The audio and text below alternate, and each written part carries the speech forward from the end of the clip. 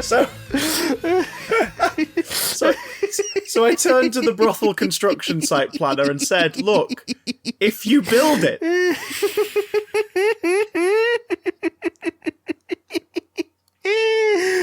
I see what you're going with I'm not even going to finish that one. I'm not even going to finish it. But they what a will. way to start.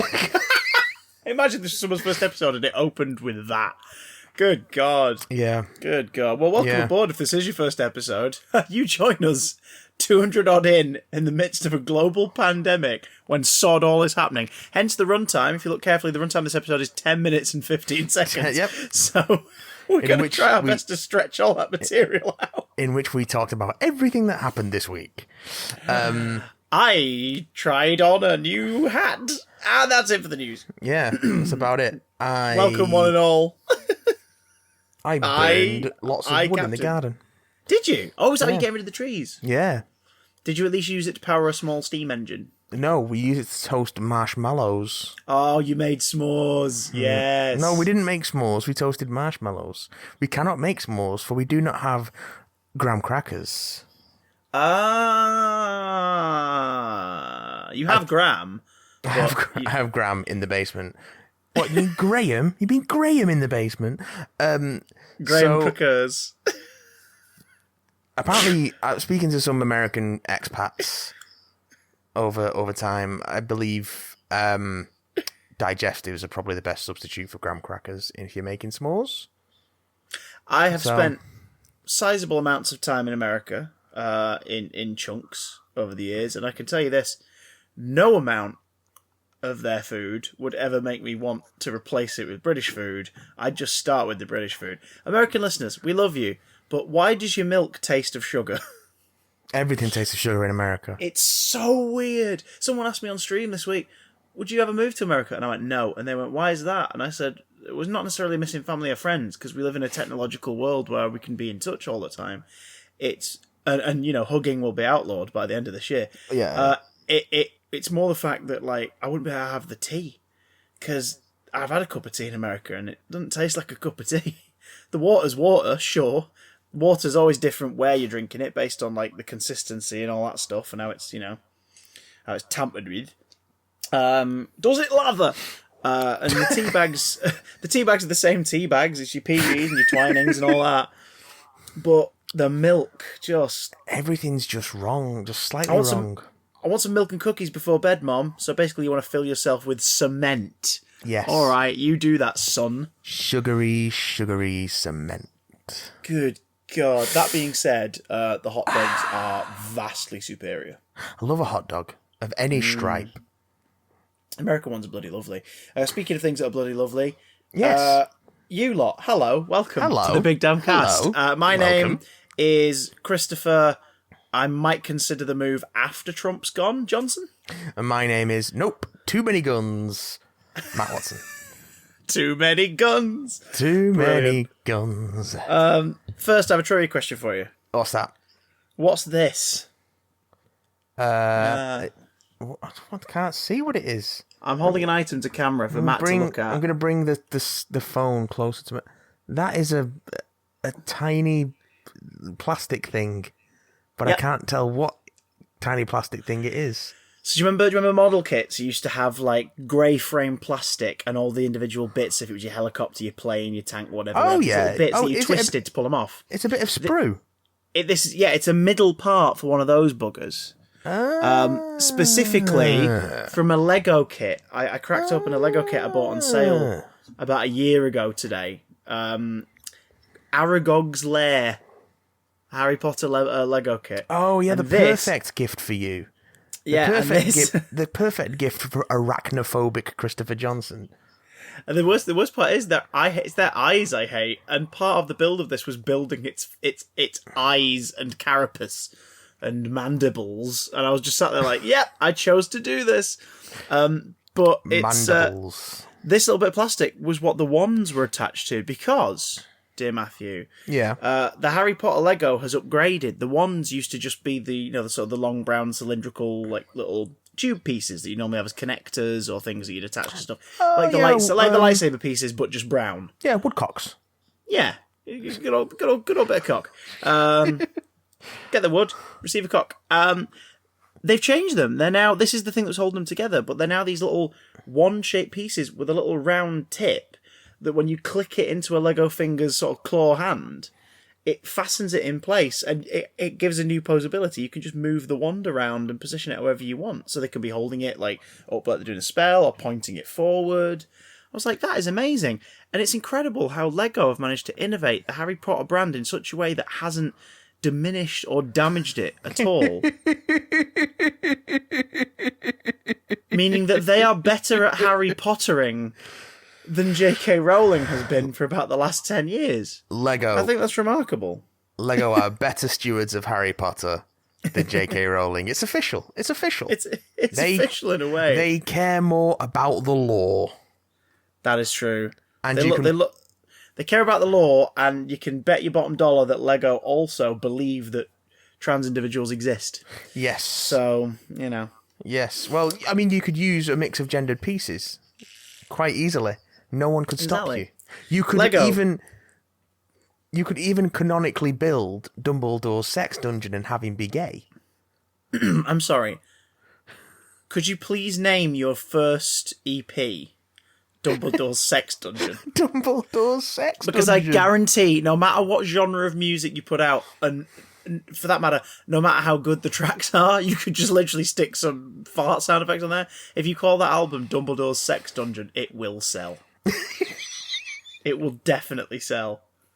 I'll buy 3 copies, and in this day and age, that's difficult because it means having to create 3 different Apple accounts. But I'll do it. I'll do it. I'll take 10 of them, he says, creating 10 new email accounts. Oh, God. I will take several. What are we talking about this week, you bear of love? Well, Dumbledore's sex bear. dungeon, for a start.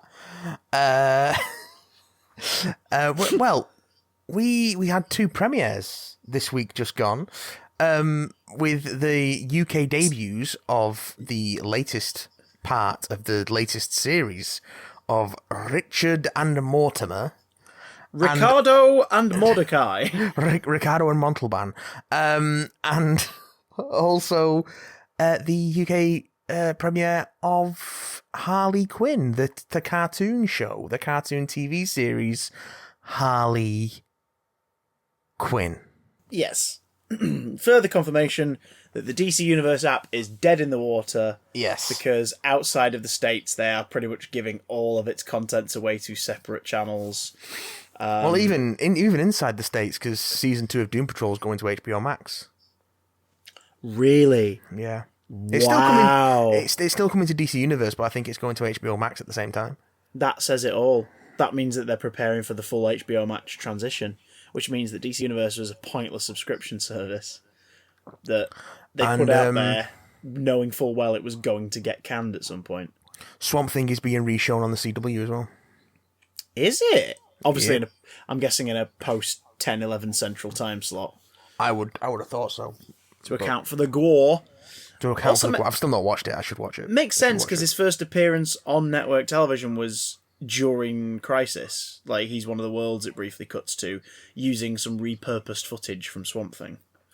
As part of their big kind of, here's all the multiverses, you're seeing glimpses of them. Swamp Thing is one of them. Technically, isn't all footage repurposed? My God.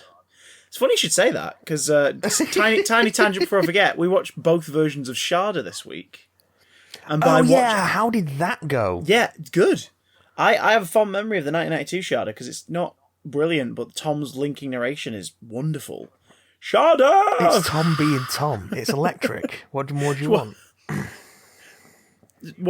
Walking past monster costumes in the museum, and he just tips his head to the giant robot and goes, Be you cock.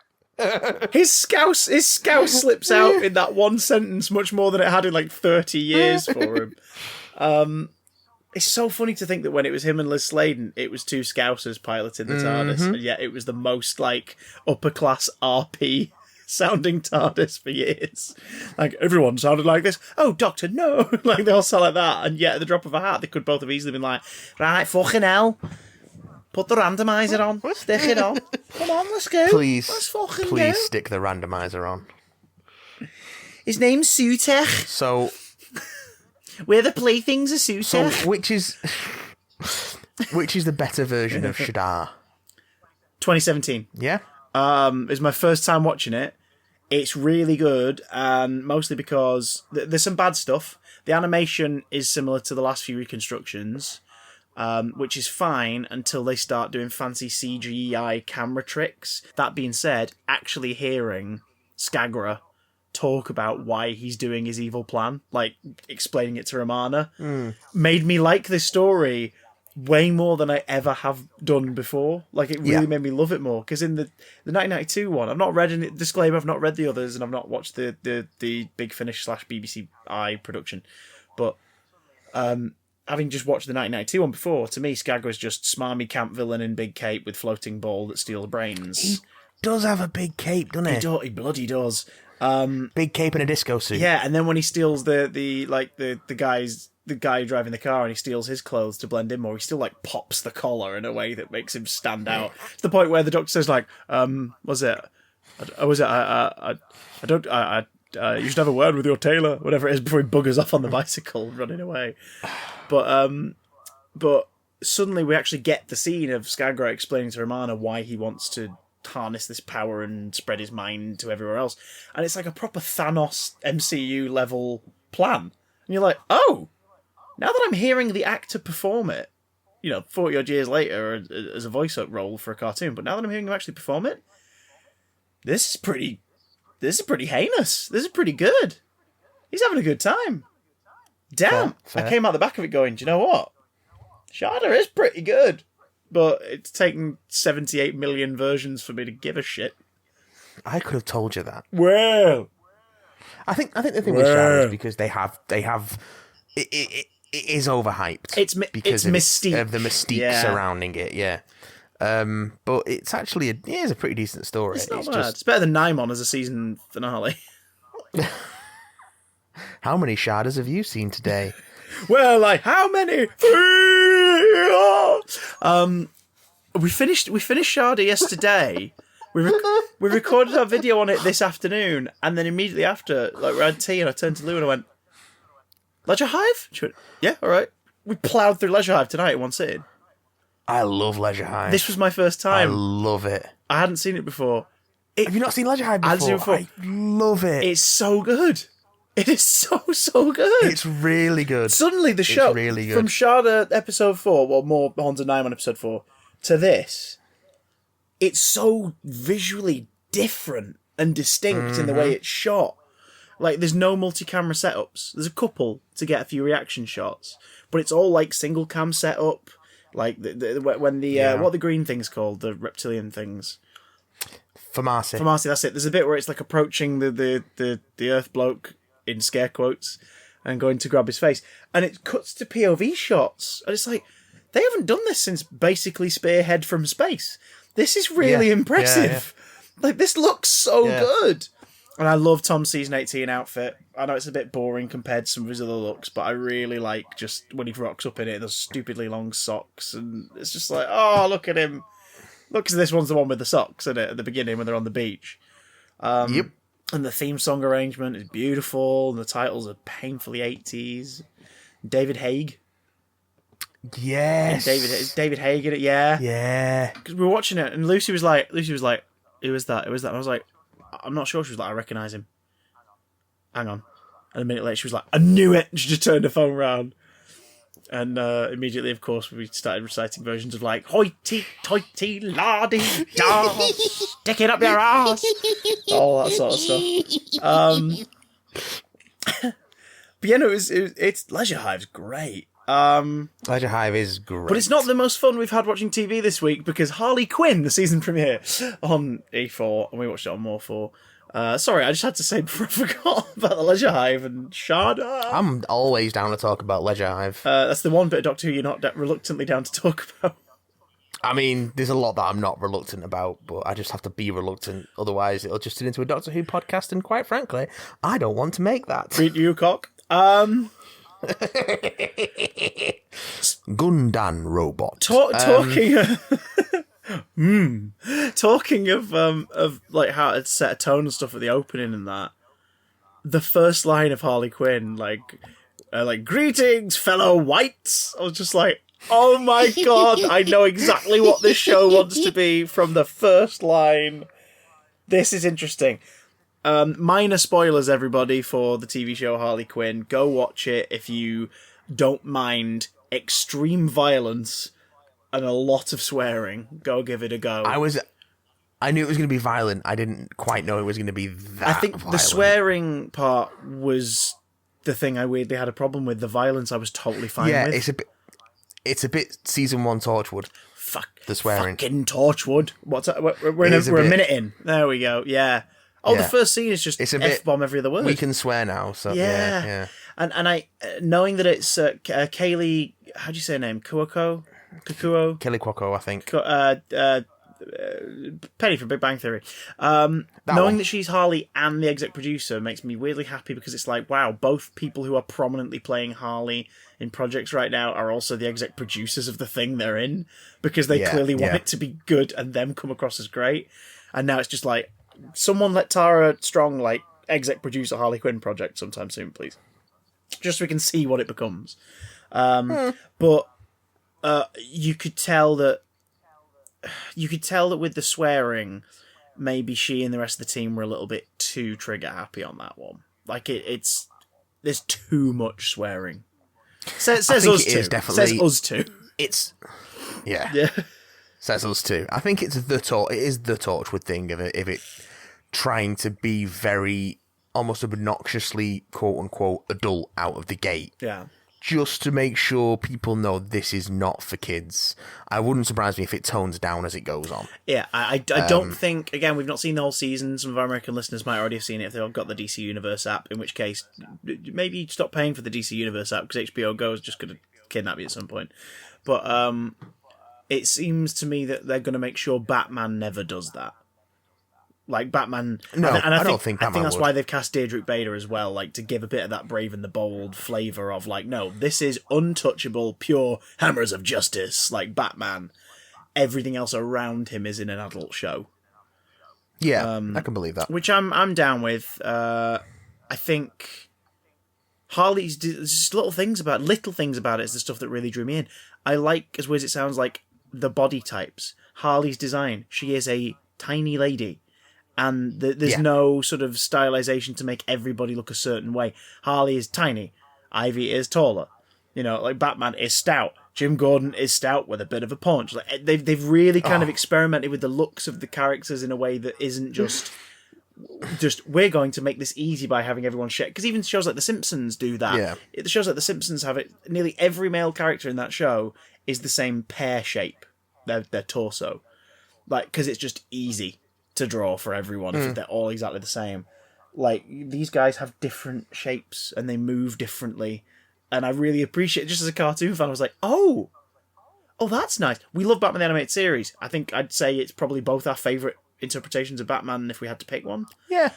But that, of course, has a very distinct style based on Mike Mignola's designs for the show and Bruce Timm's refining of those designs for the show.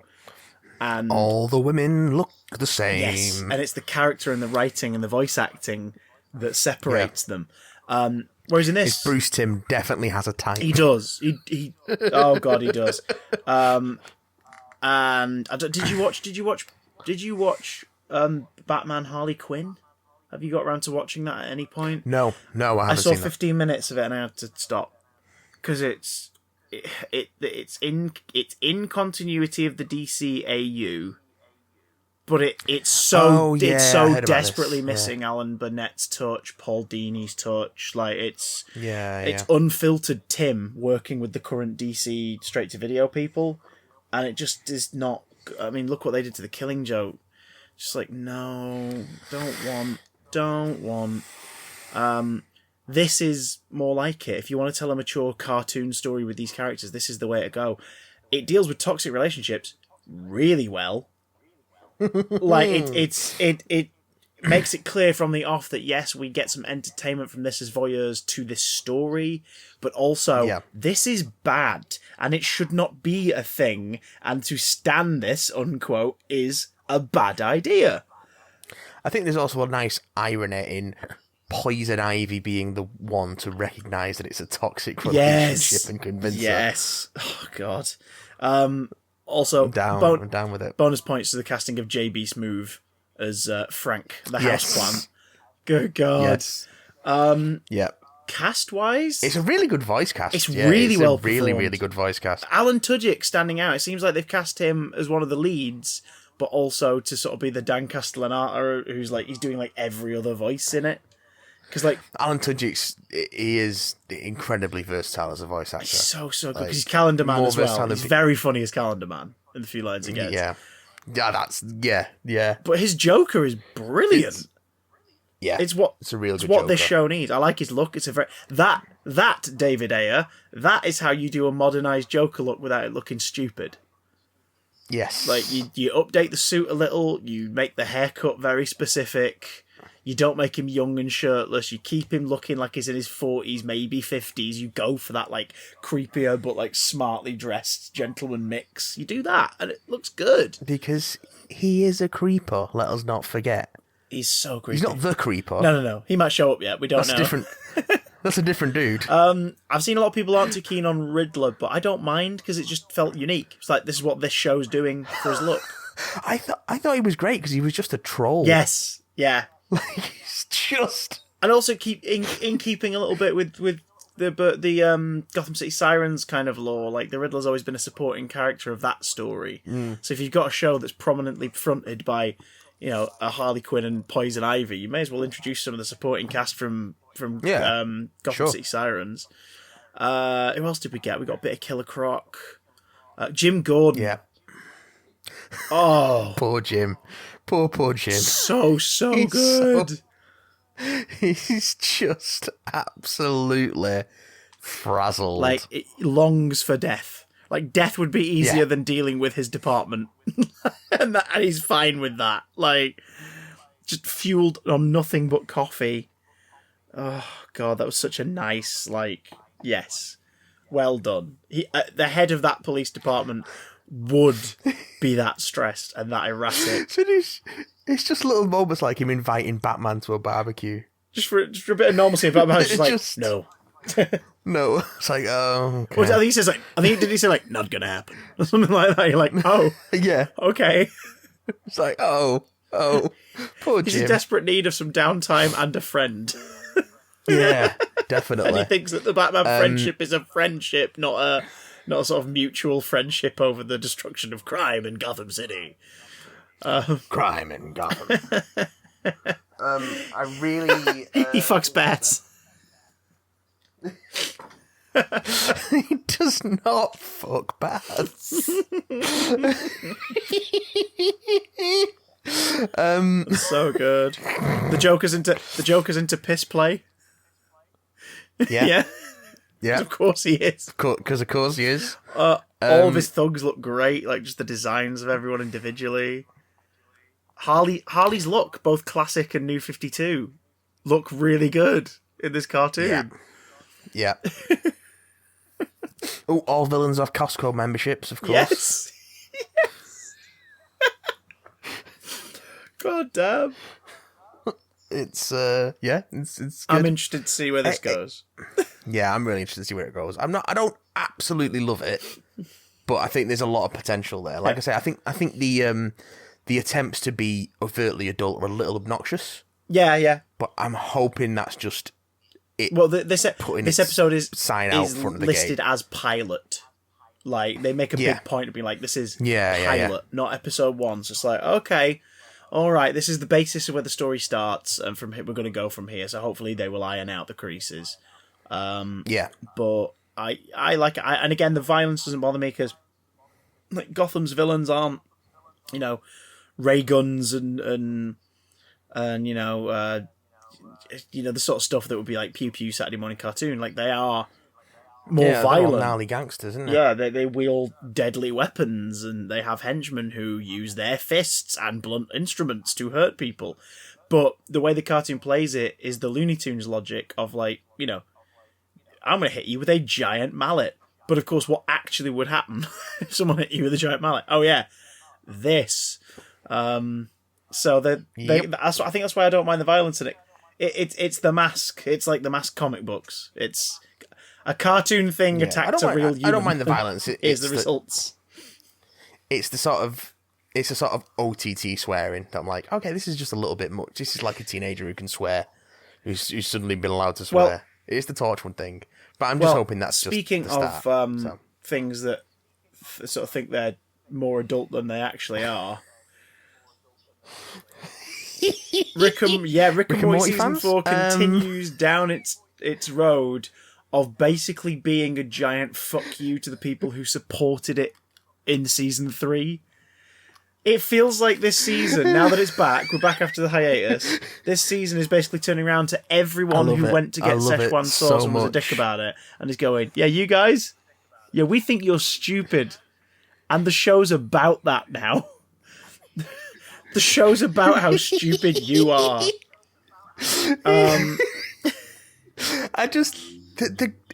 It was just such a genius concept, this episode. The idea of the story device being a literal story device, where it's about maintaining the continuity has to be maintained. The narrative device is like a freaking object that they have to find.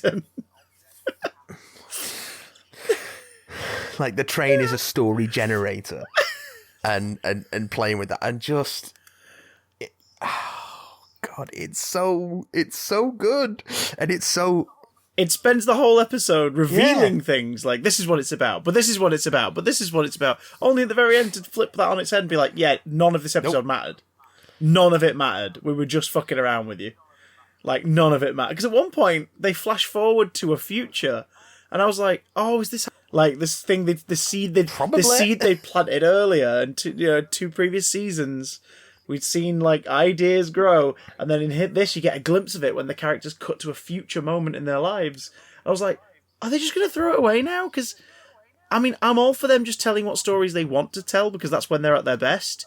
But at the same time, that one was genuinely very interesting. I hope this isn't a throwaway. And it's like, nope, not a throwaway at all, because none of this episode mattered. So... I kind of hope it is a throwaway though, because some of the stuff maybe what looked like Darth Poopy Butthole was a bit weird. Sorry, I think you mean perfect. But I kind of hope it does that, because it's just so it is so irreverent, and that's what I think the show is pushing back against people who take it too seriously. Yeah. And it's doing that by taking itself less seriously. Whilst also doing what Harmon and Roiland do best, picking a subject and deciding to just kind of give their opinion on it in a way that says, look, hey, we don't have a problem with you if you like this sort of thing, but we think it's stupid. And this episode's victim was Christianity. Whilst at the same time raising it up as no, this solves the problem. It solves the problem. Like Christianity, begging to Jesus for forgiveness and letting Jesus into your heart solve the problem. So we agree with you, Christianity, but at the same time, we're also saying that it worked because it was the greatest story of fiction ever told, and that's how it breaks the narrative loop of the story. It's like, wait, literally saved by the return of Jesus Christ. It's just brilliant. Yes. Just brilliant. And for once, the post-credit scene was a complete solid tie-in into it that basically revealed the entire what you've just watched. Yep, here's what it was. Yeah. Okay. How many people do you think are gonna non-ironically start doing the whole gotta consume, Morty? Gotta consume. Gotta buy things. Go to a store. Go to a real store. Oh god! And then that really quick, clearly added in in the last couple of weeks bit of production where the last line of it was something like, "Oh god, this pandemic."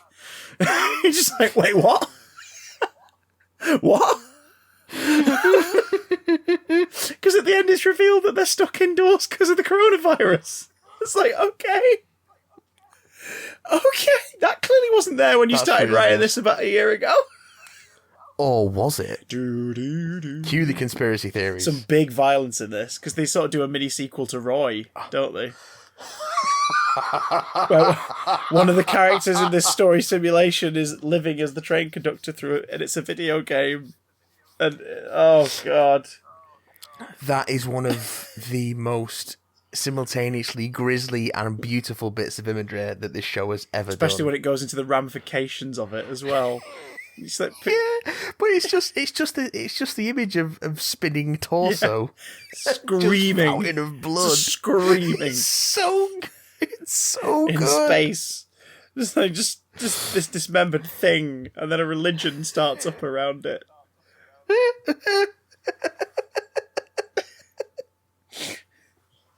All because of the tickets, please, guy. It was fun. I enjoyed it a lot. And also the running cum gutters gag. Oh God, the whole. You mean the gutters? Yeah, but it's bleeped apart from one.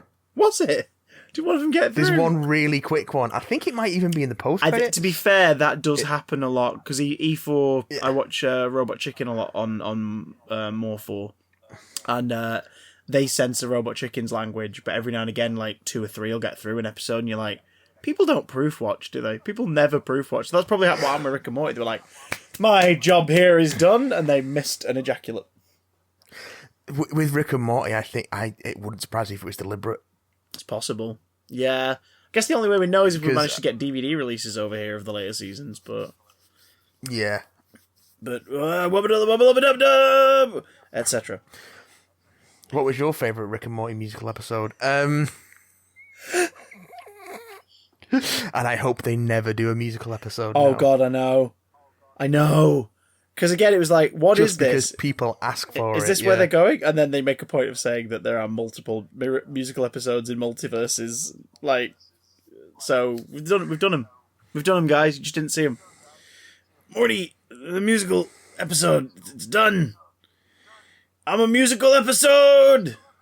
A musical episode, Rick. There you go. There's the joke. And we did it. And there's no need for them to ever do it now. Nope. Good and it boy. wouldn't surprise me if they don't ever do it. Ever again. Wubba lubba.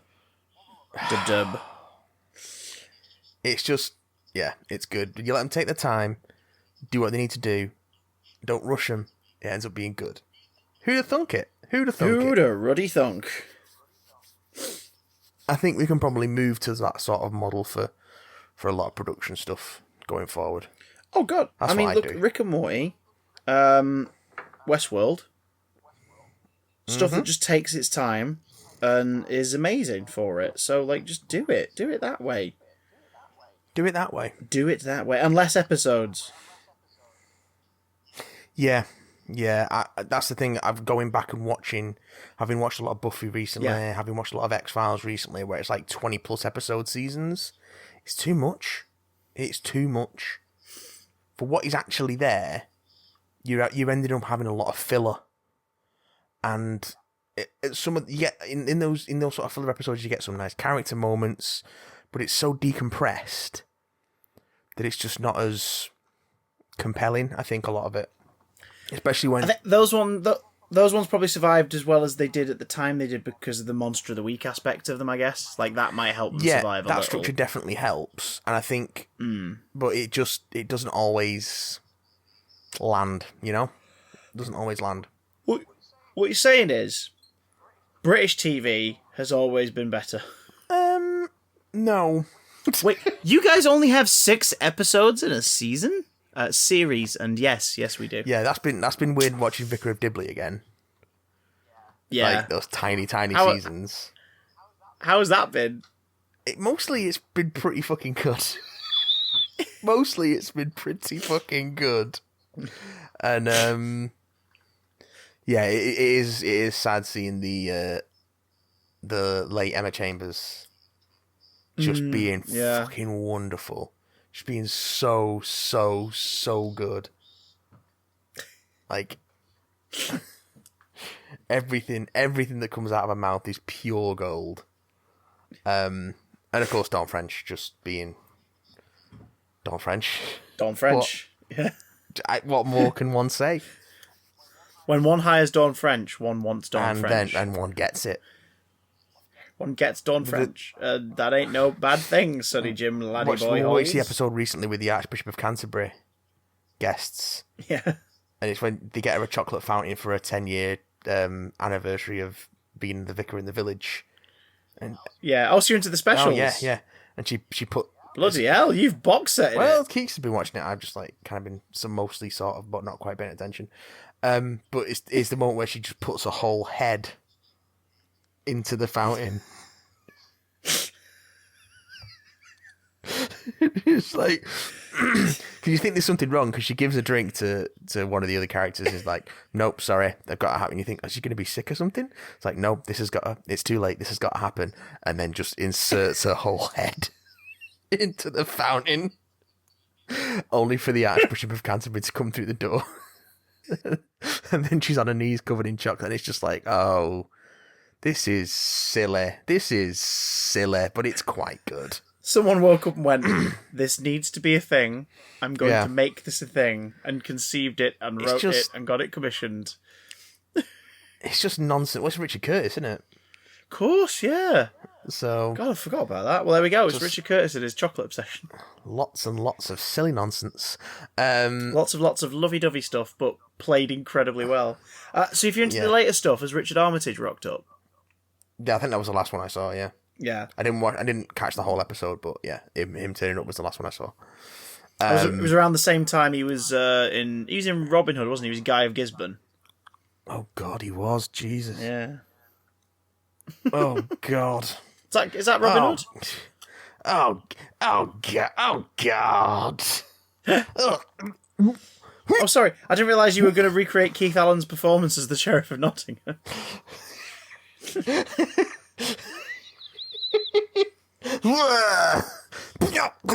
Oh no. Robin Hood wasn't terrible. It's just the best TV adaptation had been made 20 years prior and made Marion and Her Merry Men. So I'm sorry. The mid 2000s BBC Robin Hood was pure dog shit, and anyone who says otherwise is fucking wrong. I'm going to keep my tiny pie hole tiny. I will take the entirety of Merlin over one episode of Robin Hood. Them's fighting words. What about And I will- What about Atlantis? Well, our boy Charlie's in Atlantis, so I'll watch some Atlantis. Yeah, but how much Atlantis was he in? Enough for you to Like, decide one that scene. you'd rather watch... Oh, there you go. So did you stick with it after that, or did you move on with your life? But also, Mark Addy's in Atlantis. Right, but... Imagine that by the same logic, Peter Capaldi was in The Three Musketeers, so that doesn't work, does it? Oh, he was, wasn't he? He was. Who played him in the second season?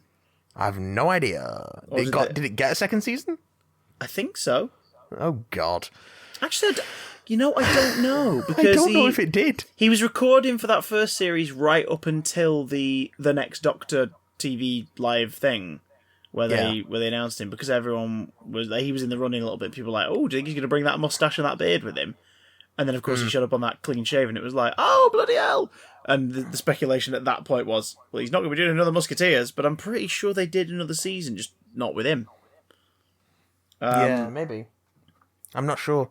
That happens. I wasn't paying it mind. any attention, so. You mean you weren't watching the BBC One television series Spectacular: The Three Musketeers? I'd been burnt before by some of that By, shit, so. by Atlantis and Robin Hood. At least neither of them were demons.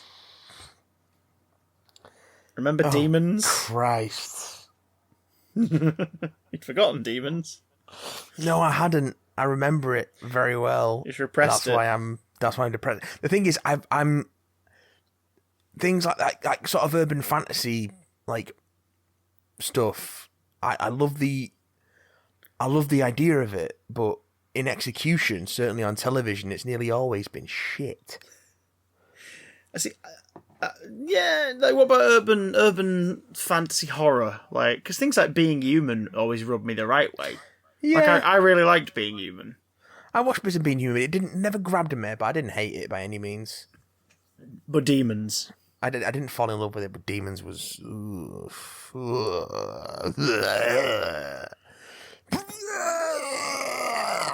You mean you don't want to watch Mackenzie Crook playing like a birdman scabby creature thing every week? Or Bird Person. Well, Philip Glenster basically plays I'm having a moment. Life on Mars. Ashes to Ashes. That guy, but with an American accent. With a bad American accent. Gene Hunt. Oh, I would have hurt myself if I'd never got that right. I would have actually put my hand in a stapler or something and twisted. Junt. American Junt. Junt. Oh, no. Gunt. Gunt. Gunt. Oh, enough of that. Let's do some emails. Okay. All right. Okay. I'm gonna choke on my own vomit if we have to talk about demons anymore. There's some breaking news I forgot to tell you though. Or before this, I just to see if there's anything we had missed this week. No. Just in case, I went on to Total Film, which is a UK film magazine for those who don't know. And I just had a little look, just to see. You're gonna say something, and I'm gonna hate it, aren't I? Did you know they found this week? They found this week. No, they didn't. Did you know there was an earlier version of Batman v Superman that was much darker that's been revealed? And I was like, what? Like, darker as in visually or... Go on. Is it the one where they punch for a bit? Yes. They reported on this like it was new. An early 2000s Batman v Superman script, which involves Batman married, happy, the Joker, long thought dead, has Batman's wife poisoned, and Batman... But I thought you said he was dead. Yeah, and Batman finds out Joker's still alive, and he goes to kill him, and Superman has to stop him, and Batman and they fight each other, and la la. Basically, one that's been talked about for years, and at least 5 years ago got talked about a lot when Batman v Superman was announced. Including, of course, the wonderfully animated version put out on the Mr. Sunday Movies channel of them discussing the plot. Very funny. Very funny. But I thought you were dead. You said he was dead. And then they punch for a bit. Total Film reported that this week. Like they had just unearthed Atlantis, not the TV series. Like they had chosen wisely and brought the Grail back to the Total Film offices. Yeah. I'm happy to report, folks, that Total Film's website is still garbage. It is. I used to work at a radio station where we did the movie show on Saturdays, and we used it sort of as like our shorthand, let's find out what the headlines are. And every time I'd read the article, I'd be like, okay, aside from the facts of the story here, let's not bring up anything else they bring up because it's useless information. But mostly their opinion pieces were always awful. And there's one writer who worked on it who left Total Film about 5 years ago and moved to comicbookmovie.com. Yeah. And he still writes dog shit. But that site is also one that gets like, thousands of pounds worth of ad revenue and click through a day. So people will read literal dog shit. And there we go. So yeah, it's true. Speaking of reading dog shit, your emails. Let's see what you've sent in. We've got. I've not seen them. I'm being purely humorous. I expect that you're all wonderful people. Who's the first one from? We've got a couple that I've not, because we had one from last week that I didn't get to, plus another one for this week from Sam. No, awful person. Awful person. Become a regular emailer. Sam or Doctor Who guy. Trust me, Sam, you are not distinguishing yourself by describing yourself as Doctor Who guy. We're all Doctor Who guys here. But I'm Doctor Who guy, and so's my wife. Yes. Well, yeah, actually, she is, I suppose. First one is titled The Moon Base. Oof. And so remember Sam's last email was asking for recommendations of which, like cherry picking which classic Who DVDs to get first, yeah. So we got, hello. Since my last email, I have got the first Second Doctor DVD. I got The Moon Base. It was not that good, but I love the music for the Cybermen. I got the beginning box set in 2013 and An Earthly Child, and it was so bad. I love the Daleks and the Edge of Destruction. Well, you've given me good advice for Who. Goodbye. I love that most of some recommendations he's like, no, these are crap, but thank you all the same. Also, we didn't recommend the Moon Base. We recommended Tomb of the Cybermen, but take what you can get, I suppose. Take what you can get, give nothing back. and then again, I still proposit that the first episode of An Unearthly Child is one of the finest 25-minute episodes of TV ever made. It's the following 3 parts that let it down tremendously. They're not great, but they're not awful. It could be 2 episodes long. But it could also be the Keys of Marinus, you know what I mean? I like the Keys of Marinus. Everyone goes off on their own little journey. There's killer plants and Vord with their flippers on, and Billy gets 2 weeks off, and there's a trial. Ian gets framed for murder, Matt. He gets framed for murder. Yeah, Keys of Marinus is good, isn't it? Yeah. Shit. God damn it. It could be worse. It could be Planet of the Giants. It could... No, come on. That is fun. It's Doctor Who does The Borrowers. It's adorable. It's not. It could It's be not worse. good. It could be the Marco Polo reconstruction. Specifically the opening and ending. It could be worse. It could be... It could be the Web Planet. Yep, okay, I'll agree. I'm sorry, I'm just slightly distracted because Keeks has put something on E4 and it was clearly filmed in the Frog and Bucket and it's got the lass from Class in it. Oh. The musician lass who plays the violin and beds the footballer. Oh, what, the 14-year-old character who's in college and they just sort of stick around the fact she's young? No, not her, the other one. The tall lady who's in the Diet Coke commercials. Yeah. That one. Yeah. I was going to say, I don't remember the 14-year-old sleeping with anyone in class, but the way the series sets up in Ep 1 that she's super young and has been moved up to college because people do that apparently. And yeah, it doesn't happen. And then forget about that after the first episode because she's just one of the group. It's like, what is this? Mate. Anyway, second email from Sam. Sam says, how dare you recommend me Class? Yeah, sorry. Oh, I saw that Class is coming off Netflix and iPlayer, and people were upset about it on Twitter. And I was reading people being upset about it on Twitter and going, why? Why are you upset about this? Buy it. If you're really upset, buy it. It's 1 season. There is a DVD. Buy it. But the more appropriate thing to say is if you're really upset, why? Yeah. Anyway. I like watching the Doctor talk to a student covered in blood. This is great television. Holding his own leg, if I remember correctly. I can't do this right now. Next one from Sam comes in. Says, hello, you two. Hello, Sam. It's me again, the Doctor Who guy. Everyone's a Doctor Who guy here, Sam. Be a Blake 7 lady. Be a Blake 7. Be a Survivors guy. Yeah.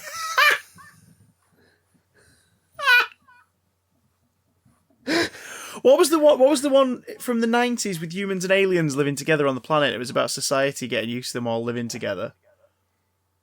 There was a film as well. But the series was different. Alien Nation. Alien Nation. Be an Alien Nation, dude. There has to be one. Be a Earth Final Conflict, dude. Gene Roddenberry's Earth Final Conflict. Be a Stargate Universe, bro. Someone has to remember that show. Be a Lex lad. Be a Hex lad. Oh, God, no. Today's question is, what is your favourite Doctor Who episode from Classic and New Who? My favourite Classic episode is The Three Doctors and the Daleks and the Edge of Destruction. And for New Who, well, it's got to be Aliens of London and World War III. Love to hear your picks from Sam. Those are or Doctor Who guy. No, Alien Nation Stan. Those are some refreshingly odd choices in there. Like, Aliens of London World War III is never normally one people say, oh, that's my favourite. I'm quite actually delighted to hear that that's someone's favourite. We've done entire episodes on this, haven't we? We have. I mean, I suppose, things changed. Other episodes have come out since. We could blurt it out quickie. What's your favourite classic story? Pyramids of Mars. Not counting the TV movie. What's your favourite classic story? Pyramids of Mars. What's your favourite new series story? Impossible Planet / The Satan Pit. What is your favourite Paul McGann TV movie called the TV movie? Night of the Doctor. Okay. Okay then. What is your favourite episode of the late 2000s BBC adventure serial Robin Hood? The one where Keith Allen goes. My favourite classic story so far, even during this big rewatch we're doing, still hasn't shifted so far, is City of Death. Yeah, City of Death's pretty great. My favourite modern series story to this day is still Bad Wolf / Parting of the Ways. And my favourite Paul McGann the TV movie is Paul McGann the TV movie. Very good. Very good. Yeah, I always Paul McGann the TV movie for the occasion. I always Paul McGann the TV movie for the Paul McGann the TV Bruce, movie. please. The Paul McGann TV movie? Always. Kiss as good as me, kisses as well as Paul McGann the TV movie. Kisses as well as me. These shoes! They Paul McGann the TV movie perfectly. Next one comes in from our friend Harry Draper. Hey, Harry! Harry Draper is an imbecile! Says, calling hi. Hi, Chris. Hey, Harry. And Matt. Hey, Harry. Oh, that's some bad hat, Harry. I hope you two are keeping Hal, well during this. It's about cats. Hope you two keep. What are we doing? I don't know. What's happening? I don't know. It's about cats. Hope you two are keeping well during this strange time. Thanks to Chris for keeping us entertained with the Twitch streams. Particularly enjoying Return to Arkham as I'm playing the Rocksteady trilogy for the very first time. Just be... Are you alright? No, really not. Oh, God. Just beaten Bane. The scarecrow sequences in the morgue with the body's bags had me palpitating, and suffice to say, when I enter Killer Croc's dwellings, Oh, thank God. I shall need to be wearing brown, blood-caked trousers. Good Lord. Are you planning to shart all over your cargo, Schwartz? As it is a big influence upon the first installment of the trilogy, and you two are Bat veterans. Any specific thoughts and feelings about Grant Morrison's graphic novel, A Serious House on Serious Earth? Does it appeal to you as a gothic chamber piece of the mind? Or leave you feeling colder than Mr. Freeze's loins? No pressure for the most in-depth review on the spot, by the way. All the very best. Stay safe and be merry. Harry, Thomas Wayne is alive, Draper.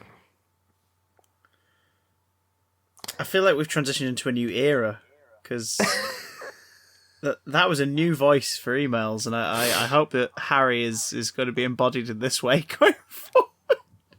Serious House. Time in memoriam. On Serious Earth. House on Serious Earth. How do By we feel about A Serious House on Serious Earth? Grant Morrison and Sam Keith? Dave McKean. Dave McKean. Dave McKean.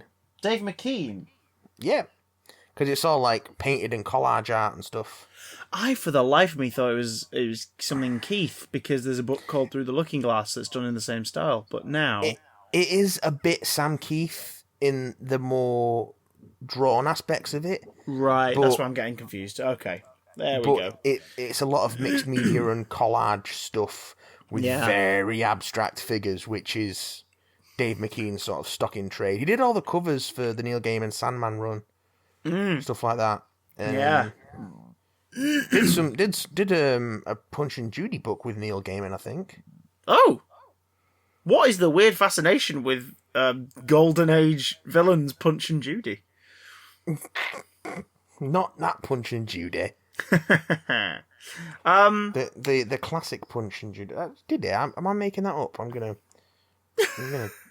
Mr. Punch. I like Arkham Asylum, A Serious House, and Serious Earth. I think the best thing about it is the Amadeus Arkham story with Mad Dog and everything. Like that is the most fascinating aspect, and that's the one direct inspiration that I think the Rocksteady game takes. Yeah, I think that probably became the sort of the accepted background for Arkham Asylum after that point. Pardon me. And I think what I like so much about Serious House on Serious Earth is that it is so, again, like we're talking about Dave McKean's artwork, it is so abstracted and just, it is like a dream. It's like a bad dream. Yeah.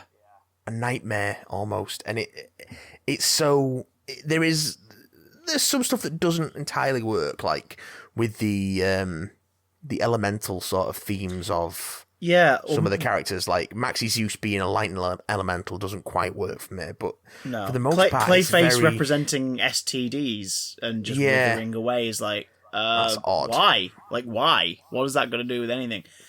But other stuff works quite well. Yeah, like Harvey, for example, like the stuff with Two-Face is fascinating. Yeah, and like the Joker, trying to wean him off onto more sort of ways of making decisions that give him greater, but then just end up paralyzing him more. Yeah, and the Joker, the cross-dressing, like kind of he's putting on a show for Batman, like it's sort of the first openly flirty take on their relationship.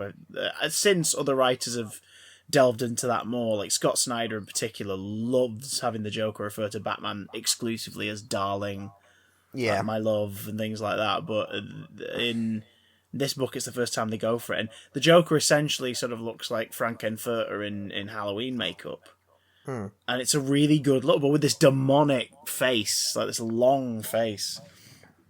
That's a good look. I quite like Batman. He looks as abstract and surreal as the rest of the book does, with his massive bloody ears and the curling sort of design on his shoulders and everything. He looks like a shadow. Yeah. He looks like a shadow, and it's a hell of a look. It's visually stunning. I like the idea of the inmates taking over the asylum and not being outwardly hostile. There's no desire to escape. They're just like, nope, there's something you need to do. So come on in and do it.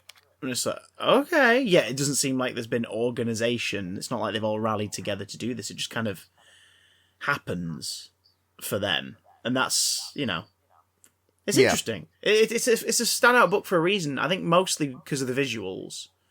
But it's, before that they hadn't really... comic book definition of, of madness, the idea of like people who've fallen beyond help and reason and who are basically, trickster gods like on Earth that the Batman canon is.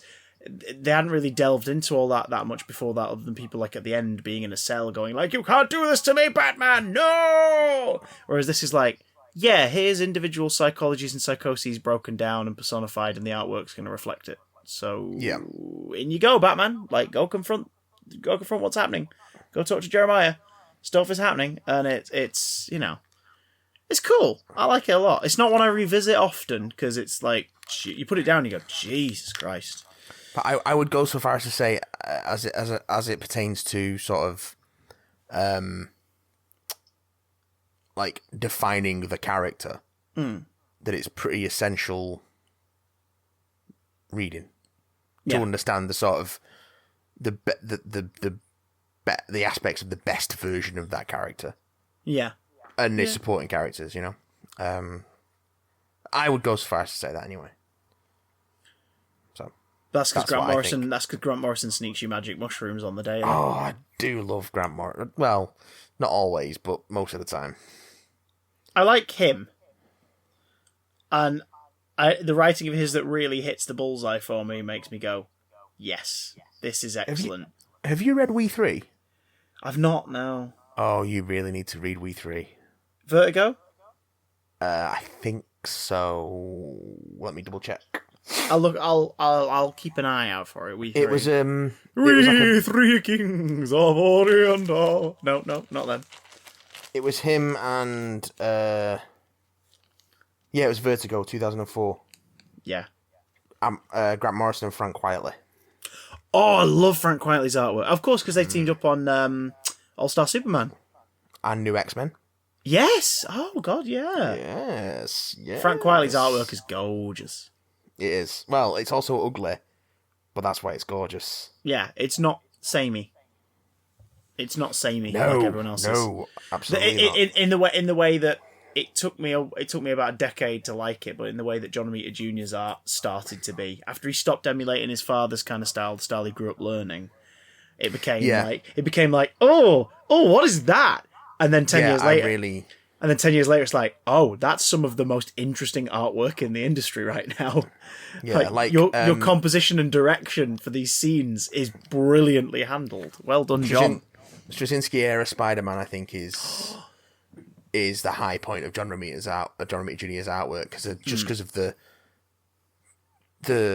the angles of the figures and the sort of motion and texture of the pencil lines. I think it's really, really something. The fight with Morlun. Yeah. Jesus Christ, yeah. I don't think he's ever quite been as good since he worked on Straczynski Spider-Man. Like, I don't know. He did issue 600 during the Brain Trust run, and that's pretty fucking gorgeous to look at.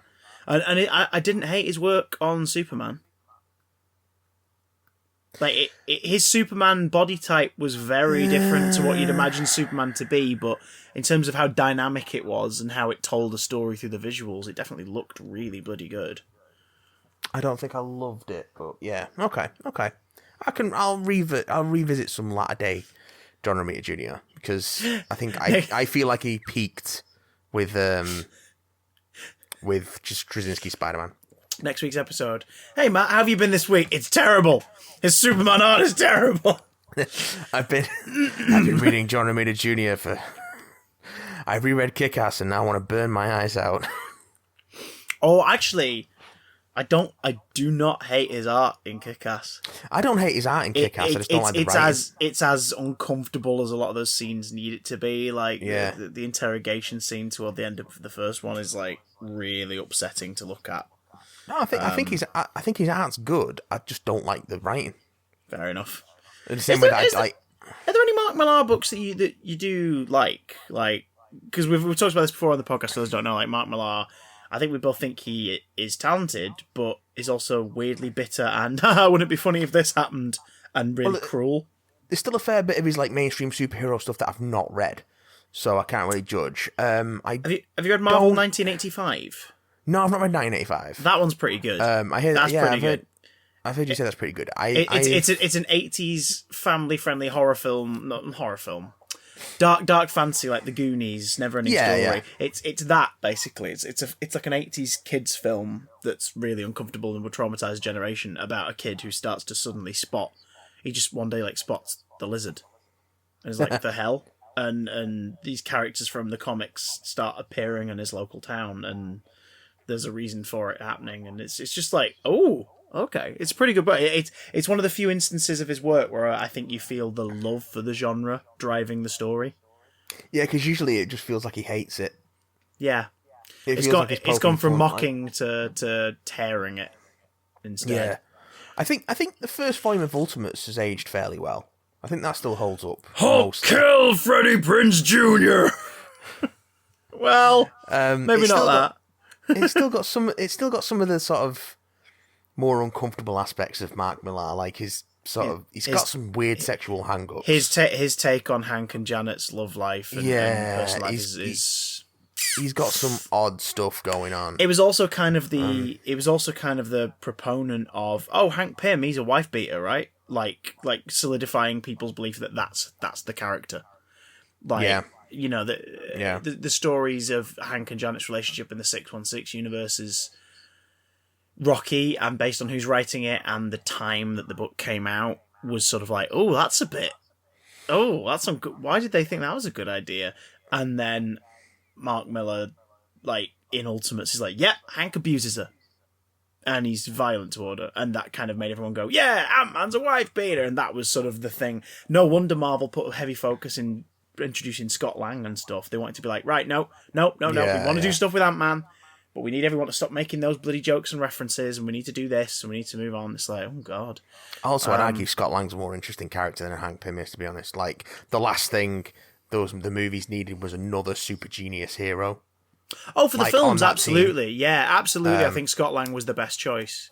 And I like the way that the films touch on Hank being temperamental and having a problem with aggression, instead of being like, and he also hit his wife. Do you know what I mean? It's like, no, this is a temperamental individual. We're going to bring that to it, but we're also going to remember why he was a hero and why people used to like the character in the first place, and also make that his driving force, not the Mark Miller's reminded us all he once slapped Janet thing. So yeah, I don't hate Kick-Ass. I'm not huge on Kick-Ass 2. I prefer the film adaptation of Kick-Ass 2 because it neuters a lot of what Kick-Ass 2 the book does. I kind of hate Kick-Ass to the point where I just didn't bother reading Kick-Ass 2. Fair enough. I recommend Kick-Ass 3. That book is really good. Like, it's proper sort of... If you like Batman, most wonderfully coincidentally, it's the ultimate sort of, like, teen superheroes take down the mob storyline. That's what number 3 is. Because it's in the wake of the super criminal nonsense of number 2.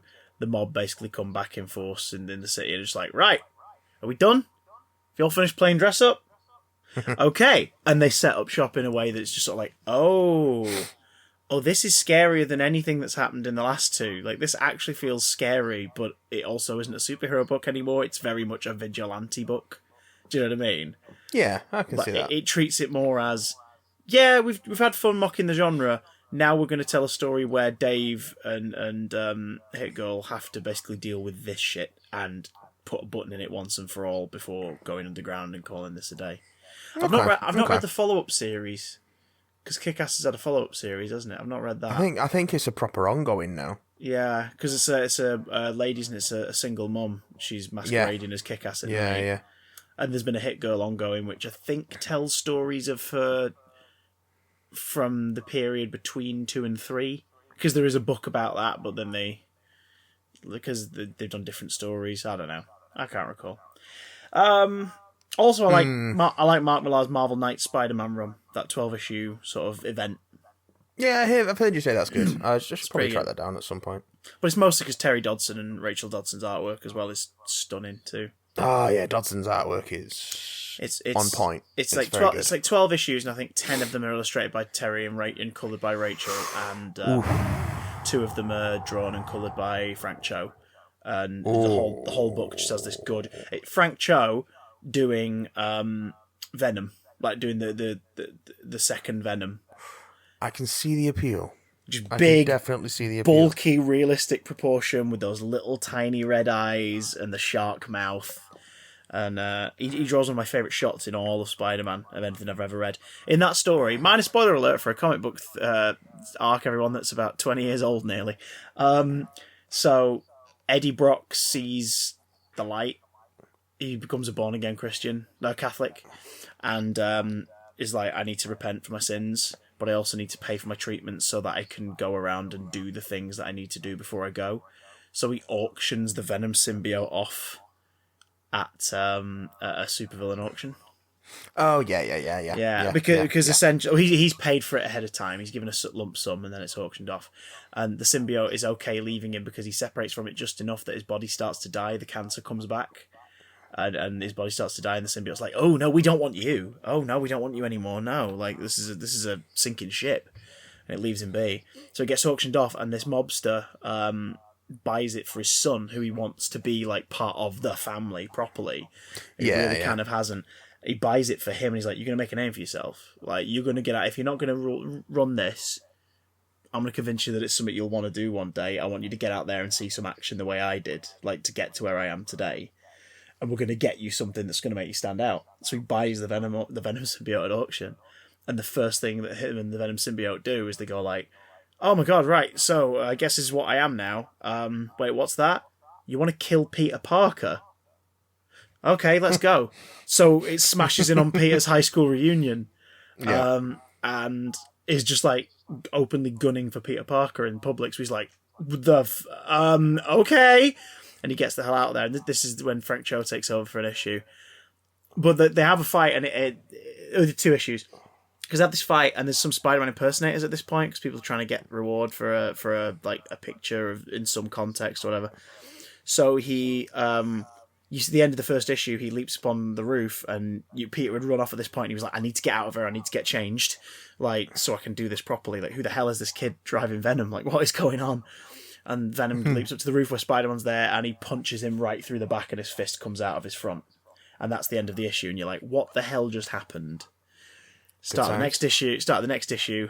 The guy who was taking a photo of his mate posing as Spider-Man for the photo was screaming in terror as Venom just pulls back, and he's like, "Wait, what do you mean that wasn't him?" Like, he's talking to himself. He's like, "What the hell do you mean that wasn't him? I punched Spider-Man." And Venom, of course, is like, "It's not him! It doesn't smell like him! Like, what the hell is wrong with you?" Spider-Man comes in.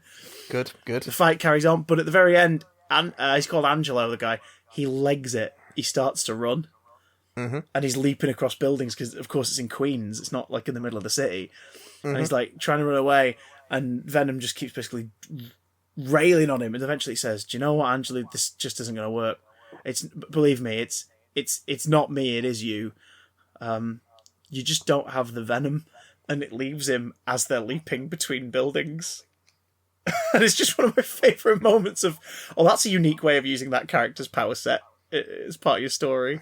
Because, of course, the symbiote carries the leap, and Angelo just holds there for just a second and then plummets to his death. And it's like, oh my god!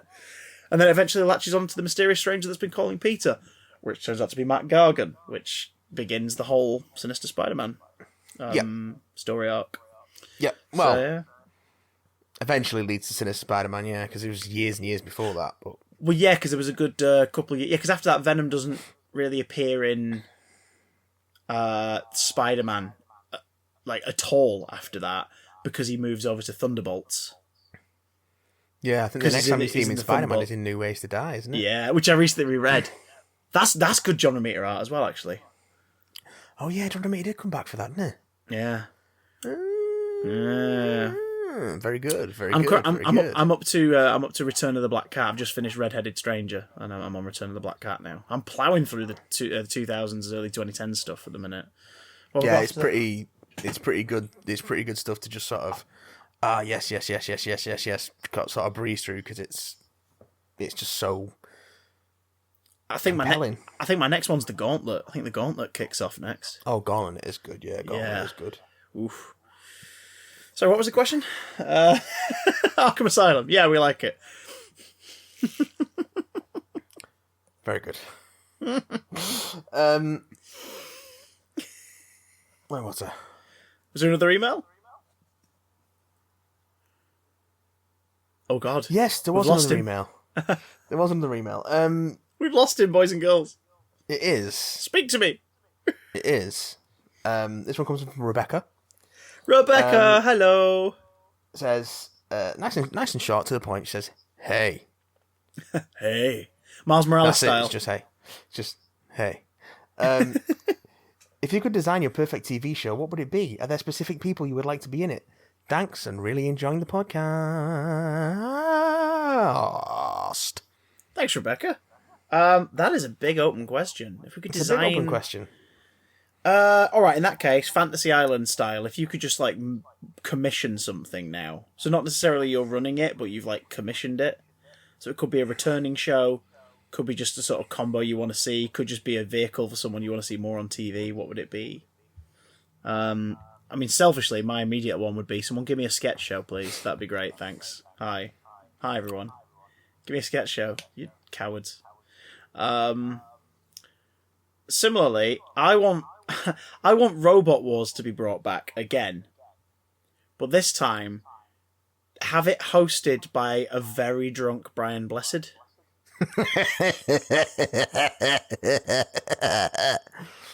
You're telling me you wouldn't watch that? Because that would be just like, that one's shaped like a spinning disc. He's cutting him in half. Another? How's it bloody moving? I'm sure I bought one of those for my nephew for Christmas.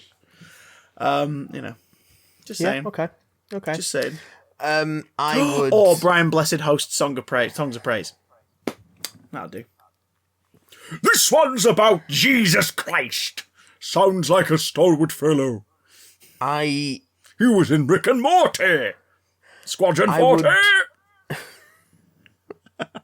I'm so sorry if I woke my wife up. I'll have to say sorry afterwards. Have you finished? Can I talk now? Ask Brian, don't ask me. Have you finished? Brian, have you finished? Sorry! Okay. I would adapt Charles Stross's series The Laundry Files, which is about the arm of British intelligence that deals with extra normal and demonic threats. Okay. Because it turns out that magic is just really, really advanced maths. And what's better at doing really advanced maths than computers? Yeah. And this is a universe in which Lovecraftian horrors are real. Beyond, you just have to know the right equations to bring them out, and that's why Alan Turing was killed. Is this a comic book series or a book series? It's a novel series. And I would have Arthur Darvill as your main character, Bob Howard, computational demonologist. Okay. And Karen Gillan as Mo, his future wife. At the start of the series, they get married later on. She's a is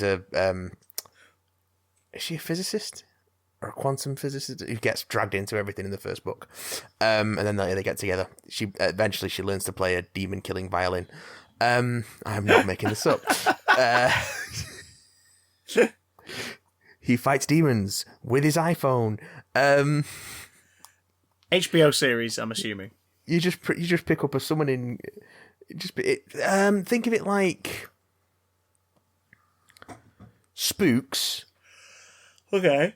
Meets Torchwood with actual spooks. Okay. Well, give it to HBO, because then you get like a good concentrated 8 episodes once every 2 years, and it'll look really good. 8 episodes is more than enough to adapt one of the books. Like, more than enough. Like the same way that Amazon adapted Good Omens, like straight to the point, 6 episodes, does its job, bosh. Because it's kind of tongue in cheek. Each of the books sort of start off pastiche in different spy genres. So like the first one is like a Len Deighton style pastiche, and then the next one is a bit more Ian Fleming. Yeah. And then there's one later on which sort of parodies the Modesty Blaze stuff, and things like that. So it's it's somewhat tongue in cheek and also horrifying. So I'd do something like that on TV. I'd again bring that sort of do a good urban fantasy TV show. That's what I'd like to do. If I could commission anything, that's what I'd adapt for television. That's what I'd do. But who does Brian Blessed play in it? I'd find somewhere for Brian Blessed.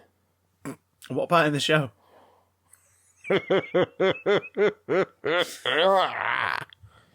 Give me GCPD, but just do GCPD.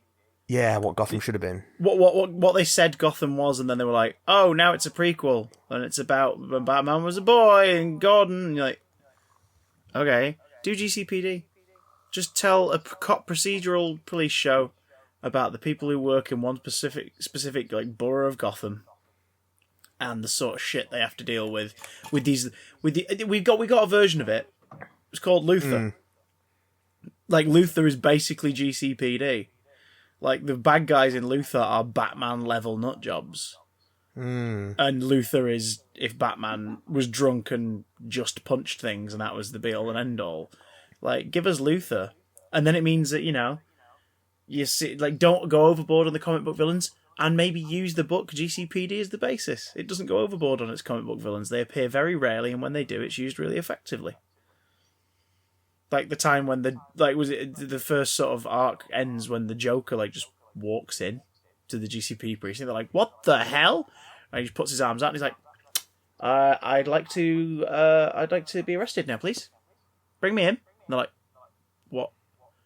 What is this? The fuck is this? And they get to the point where they do, and they get him into an interview room, and they're like, why did you do that? And he's like, I've committed a crime. I'd like to tell you all about it. And then he goes on to explain what he has done and what he's set up and why he's here. And you realise by the end of it that he's basically here because it's the first place he's able to hide in the immediate, like, future from everybody so that the plan can go ahead and Batman and co have to deal with all that stuff elsewhere. But of course the GCPD have the Joker in their precinct. They're like, what the hell do we do? Because, like, they want obviously to get out and help, but the moment, like, your top people leave the station, like, what's he gonna do? It's proper sort of like, oh, okay. There's a storyline between Montoya and Harvey Dent, Two-Face, following on from the fact they briefly had chemistry in a book, and he's sort of still clinging to the idea of, right, come on, like, come with me. I need someone to talk to, and you and I really got on. We had that date, and she's like, yeah, we had a date before you scarred yourself and became a psycho. No, I'm not interested. Like, you are wanted for like 50 things, and so you can do Batman villain stuff, but a lot of it's just dealing with like those Luthor level, murderers and arsonists and really intricate thieves and like with proper plans and everything. Where you go, okay, what happens when you are a police department in a city full of super criminals? How do you deal with it? That could be fun. That's what Gotham said it was going to be, and then it kind of wasn't that. Yeah, I think that disappointed everyone. I don't know. I've been chatting to a lot of fans of it on stream recently. People really liked it, but they really liked it because it was their first exposure to the world of Batman. And as a result, they've now started checking out other stuff. I'm like, if that's what it's done, then if that's its legacy, awesome. Because, there are better villains than Fish Mooney, kids. Just saying. Right, I need to go and vomit now. So, after all this talk of demons and Atlantis and Robin Gotham, I need to go and... Oh, God, I'm feeling sick. I've got the virus. I've got the shit TV virus. Let's... Another streaming service, God. I will bid you all a very fond farewell, and we will... Pardon me. We will reconvene in, say, a week's time and do this again. Not do this nonsense again. So, if you do want to contribute to the show with a question or a comment or a bizarre observation, then please, at BigDamnCast on Twitter, BigDamnContact@gmail.com. And, of course, come back here and listen to the goddamn show. Twitch.tv/BigDamnStream for some streams, mostly with Chris, sometimes with me. And stay safe, wash your hands, don't listen to Boris Johnson, he's a cunt. He's talking nonsense. And we'll see you again someday, probably. Oh, God, what is it? What about Primeval? Right, bye.